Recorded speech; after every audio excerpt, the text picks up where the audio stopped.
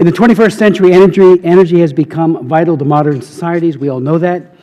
We no longer have to shop for food each day because refrigerators keep food cold and preserved longer, whether in our homes, in restaurants, or during the process of trade.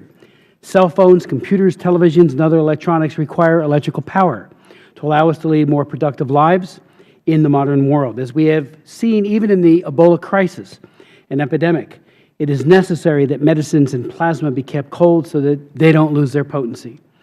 Thus, it's both unfortunate and absolutely unnecessary that more than 500 million Africans, especially in rural areas, live without electricity. Perhaps the great irony is that Africa has more than enough energy capacity to join the rest of the world in utilizing modern technologies that require energy supplies. Approximately 30% of global oil and gas discoveries of the past 5 years alone have been in sub-Saharan Africa.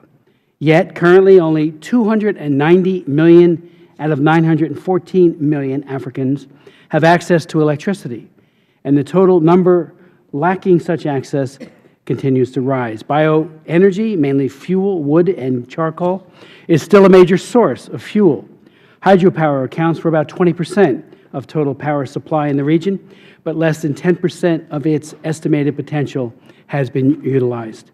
This hearing today will examine the current and prospective impact of U.S. government programs such as Power Africa and Electrify Africa, as well as private international energy projects. And I thank our very distinguished witnesses, whom I will introduce momentarily, for their leadership in making the dream of electrification of Africa increasingly a reality.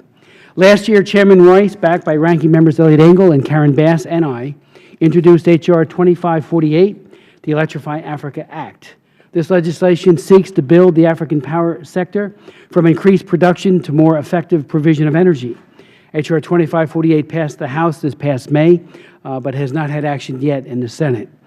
Days after the act was introduced, the administration, I'm very happy to say, announced its Power Africa initiative and has committed up to $7.81 billion in various types of U.S. technical and credit assistance and other aid to build the capacity of the African power sector.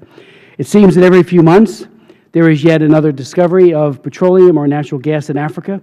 Nevertheless, African countries remain net importers of energy, and the distribution of power from the many new sources of energy in Africa remain unfulfilled. This constrains trade and economic progress, social development, and overall quality of life for the people of Africa. Even now, one country, South Africa, accounts for 2/3 of Africa's electricity generation. All of Africa produces less than 10% of the energy produced in the United States. Meanwhile, people across the continent are forced to meet their energy needs by gathering or purchasing charcoal or coal, often putting women in dangerous situations too far from home. Even when such fuels are safely brought back home, their use produces indoor pollution that all too often contributes to sickness and even death. The current situation cannot continue much longer. Even with 13% of the world's population, Africa represents only 4% of the world's energy demand, but this situation, thankfully, is changing. According to the report this year by the International Energy Agency, the IEA, since 2000, Sub-Saharan Africa has seen rapid growth and a rise in energy use by some 45%. So that's a good trend. We often speak of the rise of the African economies, but for that rise to be truly realized, the rates of power generation and supply must match the growing demand for power. Those cell phones that are transforming all forms of commerce in Africa must be charged. The consumer goods, the growing African middle class is purchasing needs electricity. Africans are increasingly unwilling to accept the blackouts and power surges that have made life so difficult for so long. Africans who have traveled or lived somewhere else know this doesn't have to be their lot in life. In fact, even those who don't travel and perhaps have seen on TV or heard about, power is available, ought to be available to them just like everyone else.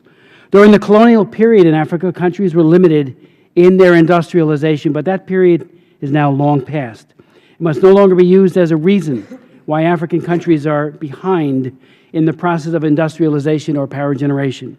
Today, this lag in power generation is more due to inadequate or unrealistic regulation, lack of finance for significant power generation projects, underinvestment in power generation even when financing is available, the disconnection of rural populations from national and regional power grids, high costs for energy, and other factors.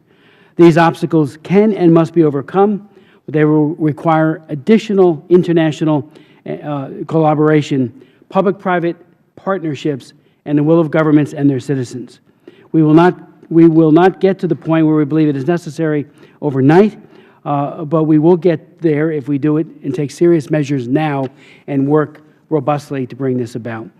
With regular electricity, young students will be able to study under electrical light, but also use computers to advance their studies. Homemakers will be able to keep food fresher with refrigerators and can stretch household income further. And of course, hospitals, and I personally have been in, as well as Greg Simpkin, our Chief of Staff for the committee, subcommittee, we have been in so many hospitals where if it wasn't for a generator, that hospital wouldn't even have a refrigerator that can keep supplies cold, as they must remain so, particularly plasma and certain medicines.